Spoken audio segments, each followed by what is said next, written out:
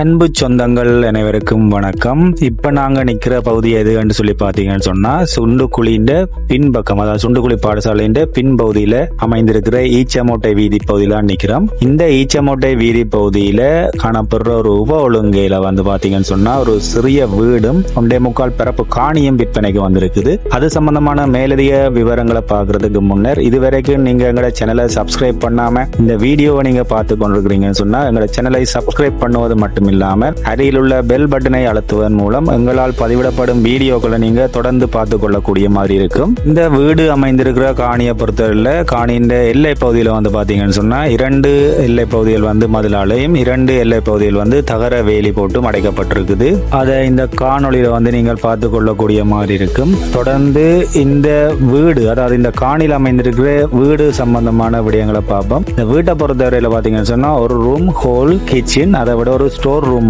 காணப்படுது. அதாவது ஒரு சிறிய குடும்பத்திற்கு போதுமானதாக இருக்கும். அதோட இந்த காணியை பொறுத்தவரை பாத்தீங்கன்னா காணிக்குள்ள ஒரு வெட்டு கிணறும் காணப்படுது. அதை நாங்கள் இந்த காணொலியின் பின்பகுதியில பார்க்கலாம். இனி நாங்கள் பார்க்க போற விடயம் வீட்டின் உள்பகுதி. இதுதான் ஹோல். அதாவது வீட்டை பொறுத்தவரையில வீட்டுக்கு சீலிங் அடிக்கப்படவில்லை. என்ன சின்ன வீடுடைய சீலிங் அடிக்கப்படவில்லை. இது ஹோல். அடுத்தது இதுல ஒரு பிரதான அறை இருக்கு. அந்த பிரதான அறையை தான் படுக்கை அறையாயும் பாவிக்க வேணும். இதுதான் அந்த பிரதான அறை. இதை தொடர்ந்து பாத்தீங்கன்னு சொன்னா இந்த வீட்டுக்குள்ள இன்னொன்று சிறிய அறையும் கிச்சனும் காணப்படுது. அந்த சிறிய அறையை இப்ப இருக்கிற வீட்டுக்காரர் ஒரு ஸ்டோர் மாதிரி யூஸ் பண்ணினோம். நீங்கள் விரும்பினால் அதை படுக்கை அறையாக மாற்றிக்கொள்ளலாம். இனி நாங்க பார்க்க போற விடயம் பாத்தீங்கன்னு சொன்னா இதுதான் கிச்சன், அதாவது குசினி. குசினியை பொறுத்தவரை அது சிறிய குசினி தான். அதாவது ஒரு சிறிய குடும்பத்திற்கு தான் இது பொருத்தமான வீடாக இருக்கும். காணியை பொறுத்தவரை பாத்தீங்கன்னு சொன்னா 1.25 பரப்பு காணப்படுகிறது. இதுதான் அந்த சிறிய ரூம், அதாவது 2வது சிறிய ரூம் என்று சொல்லப்படுறது.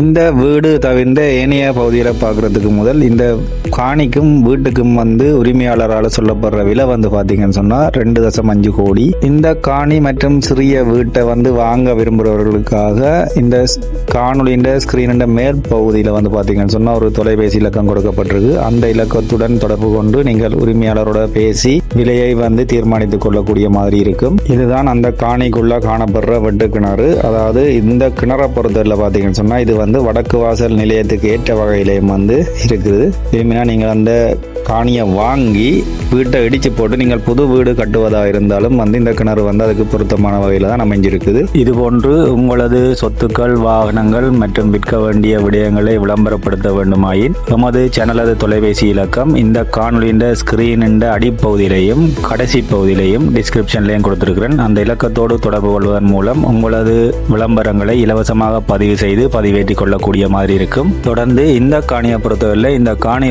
செவ்வக வடிவில் தான் காணப்படுது. நீங்கள் இந்த காணொலியில முன்னரே பார்த்திருப்பீங்கள். அதாவது வீடு தொடங்குறதுக்கு முதல் பாதி காணி முன் மொத்தமாக பயன்படுத்தப்படுது. வீடு தொடங்கின பிறகு மீதி காணியில வீடு கட்டி இருக்குது. அதே நேரம் இந்த காணியை பொறுத்தவரை இந்த காணிகளை கழிப்பற வசதியும் காணப்படுது. அதாவது வெளியில தான் காணப்படுது. இப்ப நீங்க பார்த்து கொண்டிருக்கிறது இந்த வீட்டின் பின்பகுதி.